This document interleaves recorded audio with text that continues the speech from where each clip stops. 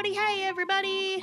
It's been a little bit since my last one of these, but it's time for another Artist Alley pseudo vlog. One of these days I'll get in the habit of actually recording more footage from these events, but until then, we're rolling along with my standard format. This time we'll be talking about one of my favorite conventions in my personal con circuit, Momocon in Atlanta, Georgia. It's out of my usual range of shows in and around Texas, but for me it's worth it because A, the con is great, but more importantly, B, some of my closest friends live in Atlanta, so I take the opportunity to visit them when I go out there for conventions. Momocon is also the biggest con I do every year. They hit a little over 40,000 attendees this year, and it's usually one of my highest earning shows as well. Last year's Momocon was actually my highest earning convention ever, and this year I wanted to try and beat my record, so let's talk about how that went. But first, we'll start with the lead up to the con itself. Momocon always happens on Memorial Day weekend, right at the end of May. Normally I give myself a few days before the con to prep and pack and make sure everything is in order. But the timing of the con was a bit unfortunate, because it meant that a lot of my personal work deadlines all happened around the same time. In addition to keeping up with drawing 2 cast-off pages every week, the last week of the month is usually when I draw the postcard and stickers for the next month's Patreon Mail Club set. I also had to finish my next video for this channel before I left for the con, since it would be going online the day I got back. Because the convention is 4 days and I included travel days as well as an extra day to spend time with my friends, that would mean I would be gone for an entire week right during the busiest part of my month. Which meant that I basically had to cram 2 weeks worth of work into a single week while also preparing for a convention. It was hellacious. I crunched super hard to finish my comic page quota earlier than usual so I would have extra time to script, record, and edit my next video. Plus, the video would be discussing webcomics, and I wanted to try and have the How to Webcomic books in my shop before the video went up so I could advertise them in the video itself, which meant that I had to really quickly finish and send out the new ebook version of How to Webcomic as well. Plus, I had to finish a whole illustration and 2 new sticker designs for the Mail Club in the same week as everything else. On top of that, a big chunk of the Thursday that week was occupied since we had a D&D one-shot planned for a friend's birthday, but thankfully I was able to sneak in a bit of drawing during it when I was waiting for my turn in combat. In the end, it all worked out, but I literally worked to the point where I got legitimately lightheaded during D&D and passed out for almost 6 hours afterwards. Yeah, I'm usually better at managing my time than this. Do not recommend working yourself to the point of exhaustion. It sucks. I got everything done, but man, it was this really stressful lead up. And then, once all of my pre-con prep was squared away, I had to actually start packing for the show. And this is where an additional new layer of hell comes in, because I officially have crossed the threshold where I have just too much stuff. Most of my inventory for conventions is acrylic charms and pins, which are heavy and rack up a lot of weight really quickly, which means that my suitcases get really heavy really fast. Usually when I drive to a con, everything fits nice and neat into 2 large suitcases, but those suitcases end up being 60 to 70 pounds each. And when you're flying to a con, you have to worry about luggage weight limits. If your suitcase is too heavy, the airline will charge you extra. In the past, this hasn't really been a problem. Between 2 suitcases and 2 carry-ons, I've been able to keep all my stuff under the baggage weight limit. But this convention, I finally realized that I have just way too much stuff. I even ended up leaving some of my more obscure and niche merch at home to cut back on the amount of inventory I was bringing, and it was still too much. I had to repack my suitcases over and over again, weighing them with my luggage scale each time, and when I finally got my 2 big suitcases to exactly 50 pounds each, I still had another 50 pounds of stuff I had to fit in my 2 small carry-ons. I usually take a mini rolling suitcase in my backpack with me as carry-ons, but not everything fit. So then I tried shoving everything in a duffel bag, and it did fit 90% of the rest of my stuff. But at that point, my duffel bag was huge and likely too big to be considered a carry-on. In the end, I just resigned myself to paying $75 for a 3rd checked bag. It stung really bad, but I figured that the show was a big earner, I could reasonably justify the extra expense. It would mean I'd have to drag 3 suitcases to the airport by myself, but it also meant I'd have enough room in my backpack for my Switch so I could play the new Zelda game on the plane, and oddly enough, that was enough to just convince me to just do it. So once packing was done, it was time to head to the cons, which brings us to Tuesday. Carrying 3 suitcases wasn't as bad as I thought it was going to be. I have 2 hardback suitcases with the wheels on the bottom, and if I hold them back to back with the handles together, I can maneuver them pretty easily with one hand as long as the ground isn't too bumpy. And my 3rd suitcase was a regular 2-wheeled one that I just dragged behind me with my other hand. Plus, at the airport, they had a separate line at baggage check-in for people who need to pay for extra suitcases, which meant that my line was shorter and I didn't have to wait as long. Perks. I did have to end up doing a little bit of the awkward luggage shuffle at bag check-in because my luggage scale lied to me and 2 of my 3 bags were like 2 pounds overweight. But once that was done, everything went pretty smoothly. Checked in my bags, went through security, plopped down at the gate, played Zelda, got on the plane, played Zelda some more. Then suddenly I was in Atlanta. Wow, how'd that happen? My dear pal Sarah was there to pick me up, and we got my bags and headed back to her place where I was crashing for the weekend. So, at every convention, I always inevitably end up forgetting something. I keep a very organized packing list for conventions, so I almost never forget important convention-related stuff.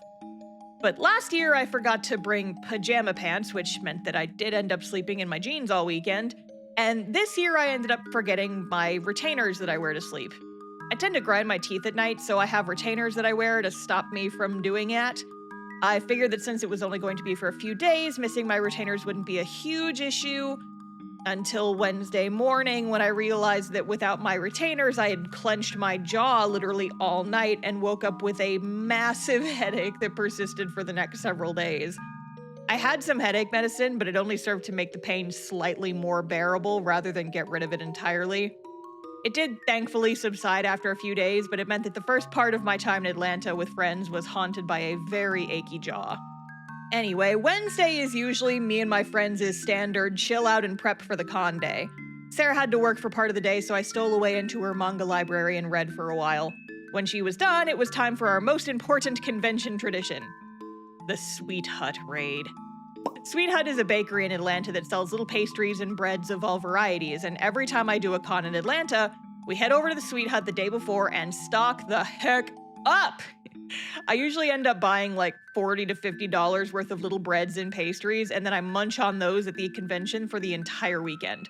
We eat other things for dinner and stuff, but when you're stuck behind a table at a con for hours and hours, the little individually wrapped breads are handy for snacks.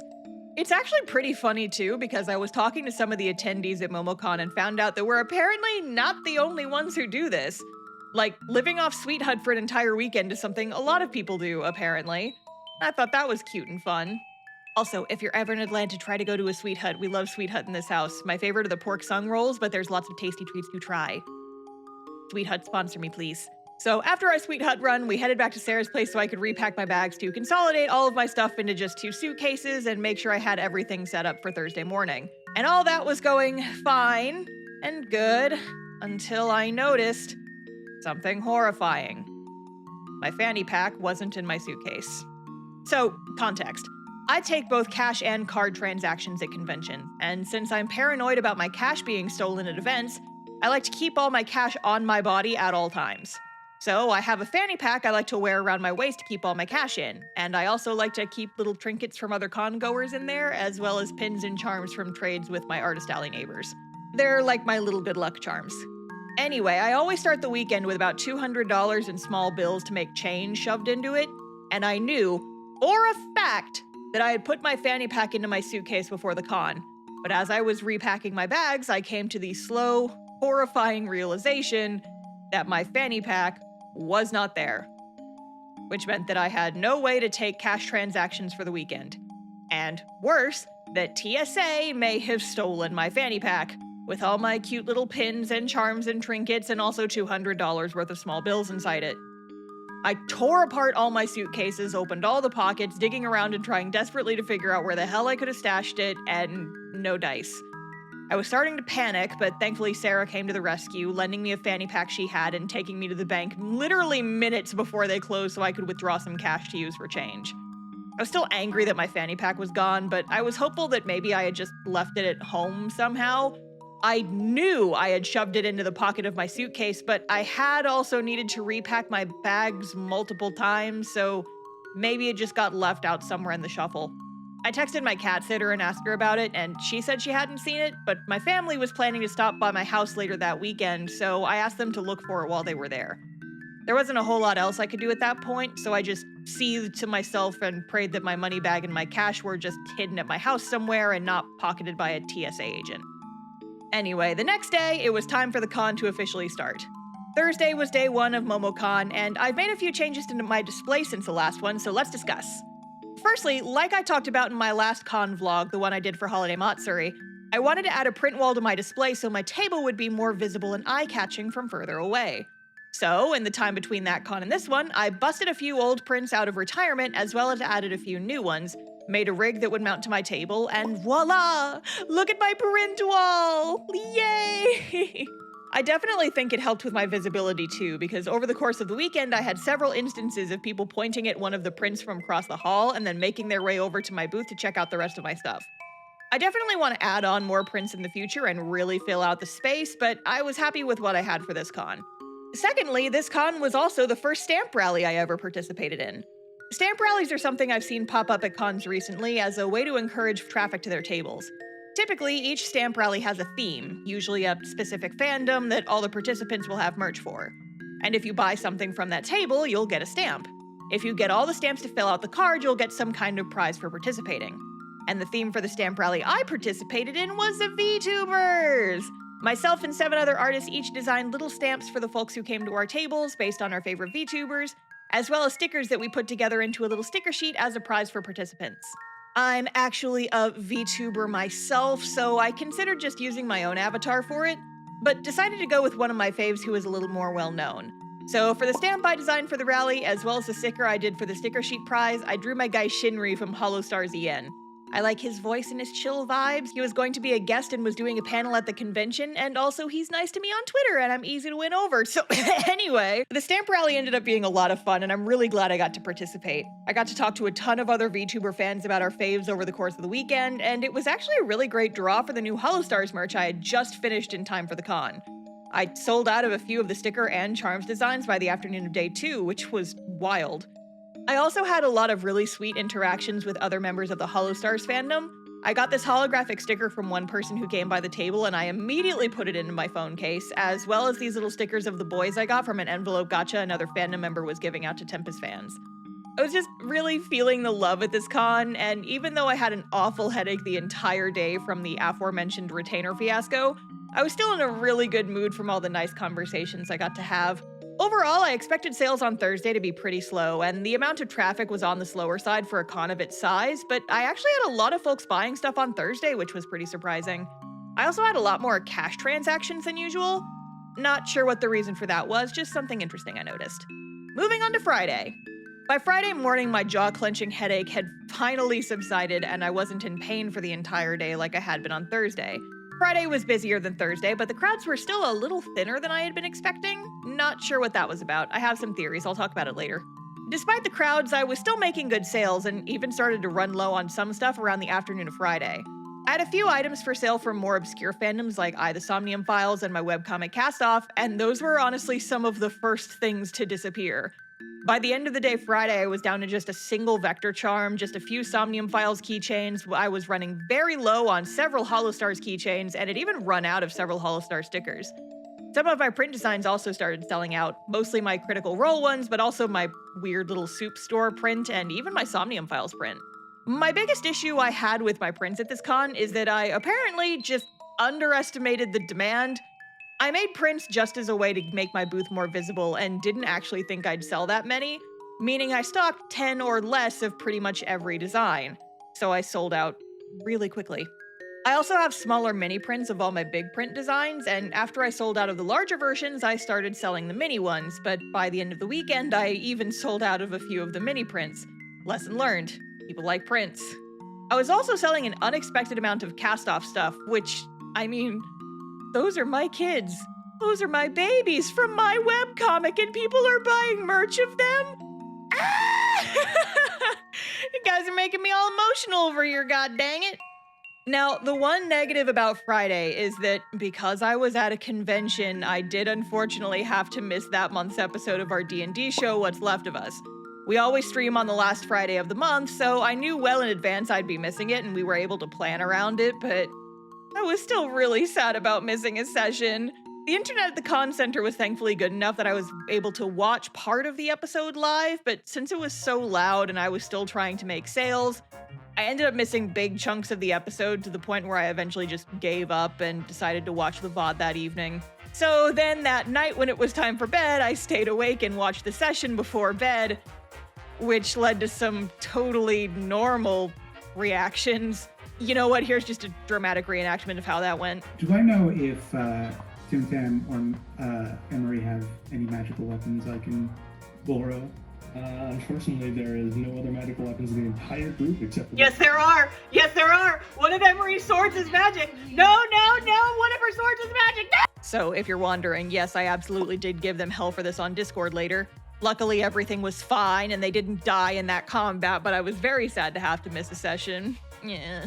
By the way, watch our D&D show, What's Left of Us, link in the description. Anyway, after a night's rest, it was time for the busiest day of the weekend, Saturday.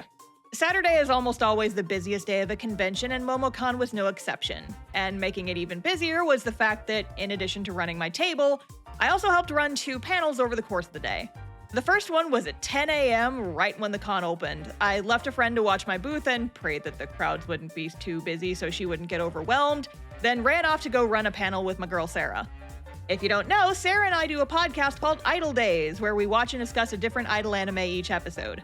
Our panel, You Made Idols Out of What?, is an interactive panel where we take turns reading the synopsis of an idol show, and then the audience has to vote if they think it's real or fake.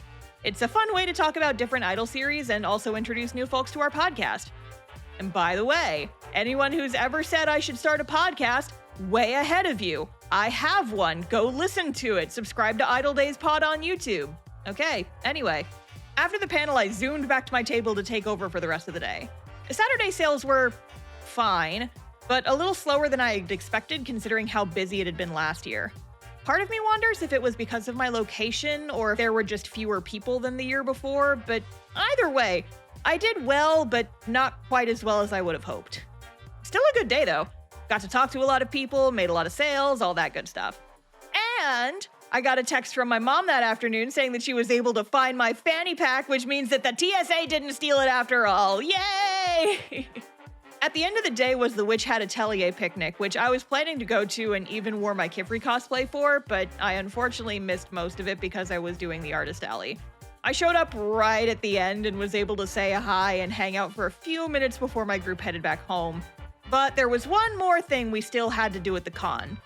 Remember when I said that I was helping to run 2 panels on Saturday? Well, after we closed up the artist alley for the night, it was time to get ready for the second one. Sarah and a friend of ours were scheduled to run a Final Fantasy XIV panel on Saturday night.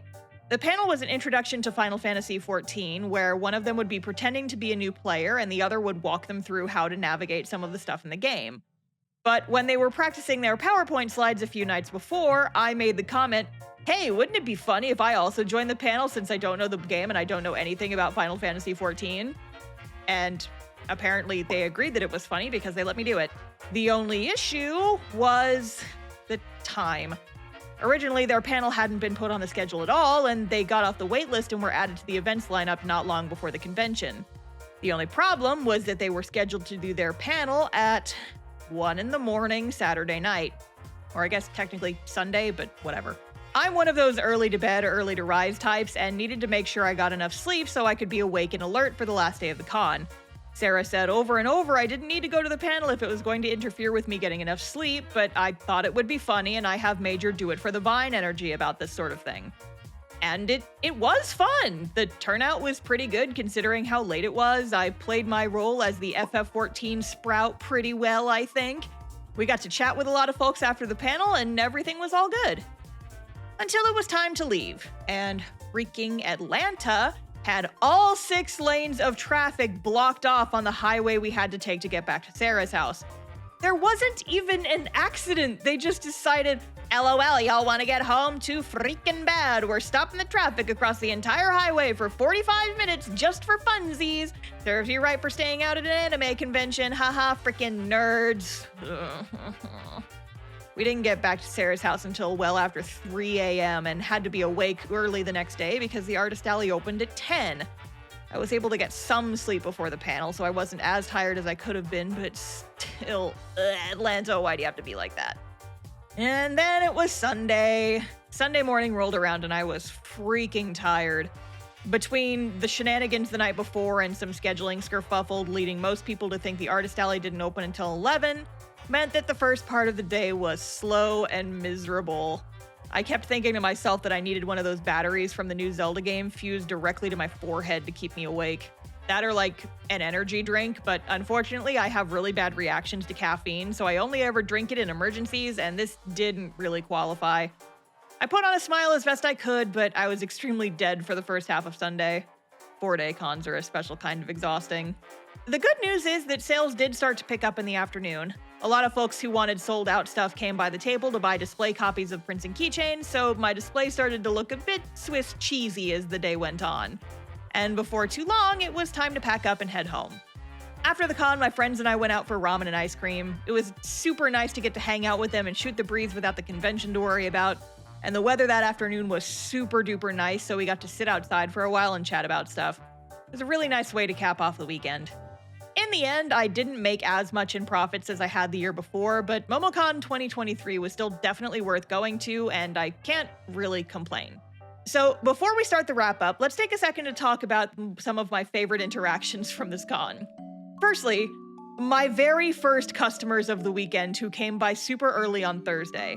The artist alley had just opened, and since my table was all the way in the back, there was barely any traffic at that point while we waited for people to gradually filter through the aisles.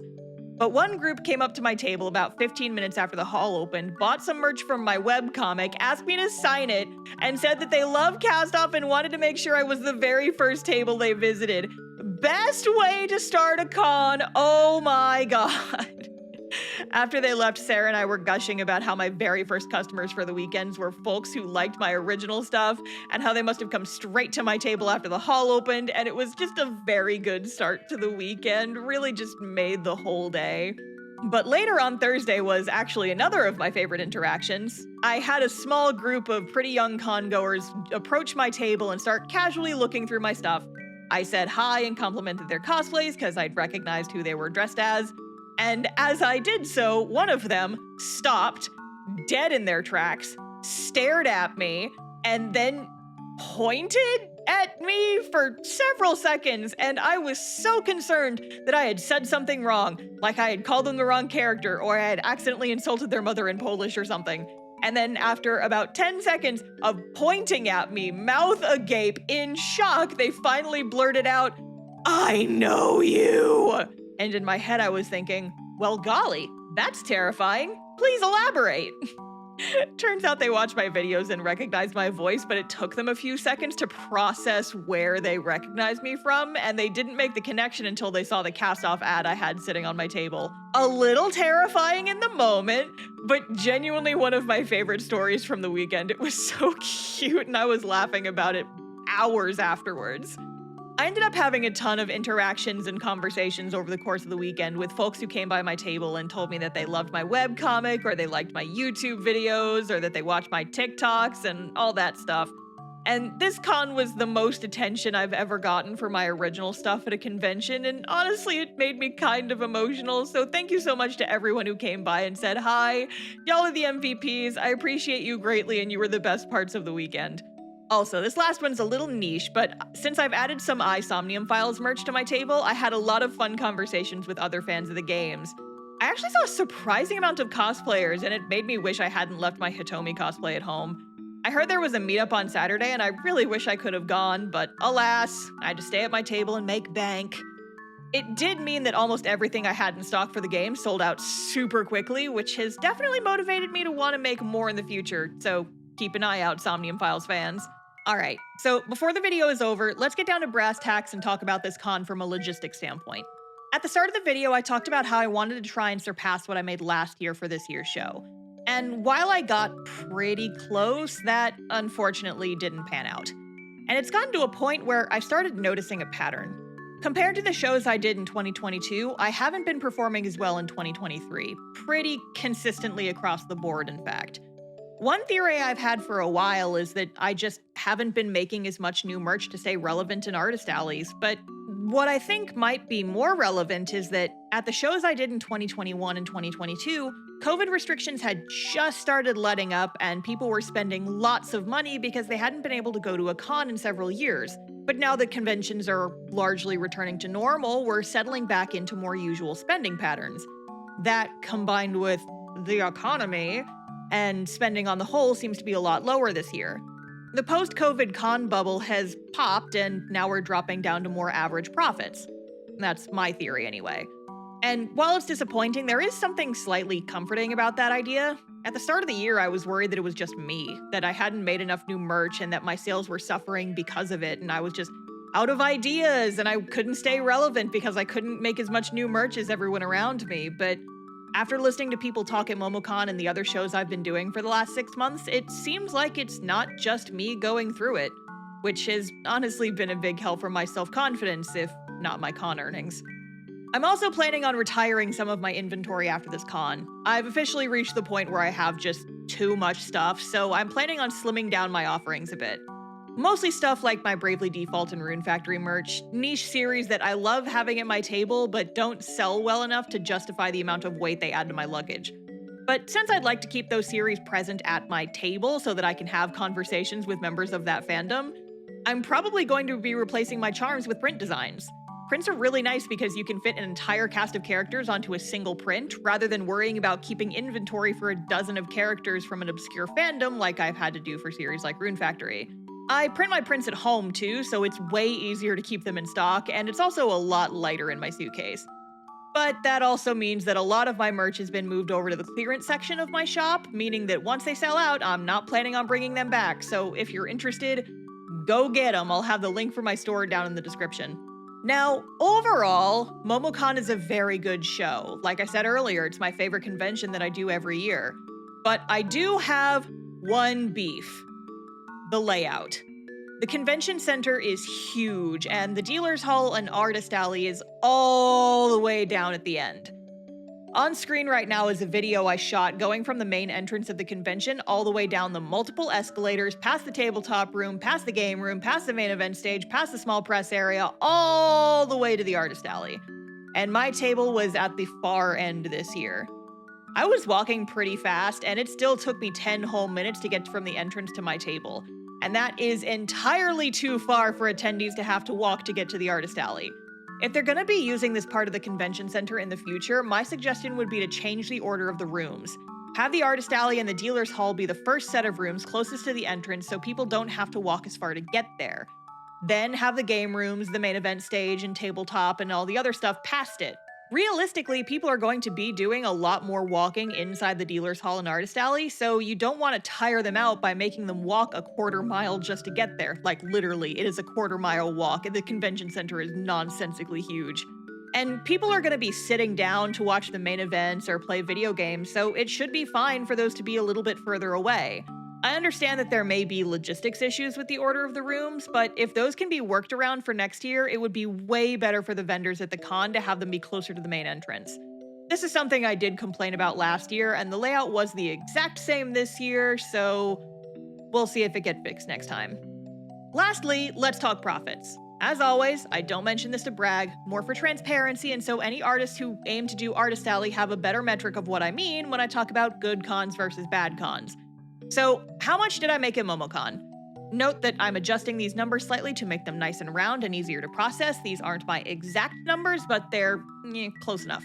Between cash, card, and tips, I made approximately $1,100 on Thursday, $2,200 on Friday, $2,000 on Saturday. A little weird that my Saturday was lower than my Friday, but what can you do? And $1,600 on Sunday, for a grand total of about $6,900 for the weekend. Nice. But that's before subtracting expenses, so let's break that down as well. This was a travel con, which means I had to pay for a plane ticket, which was about $400.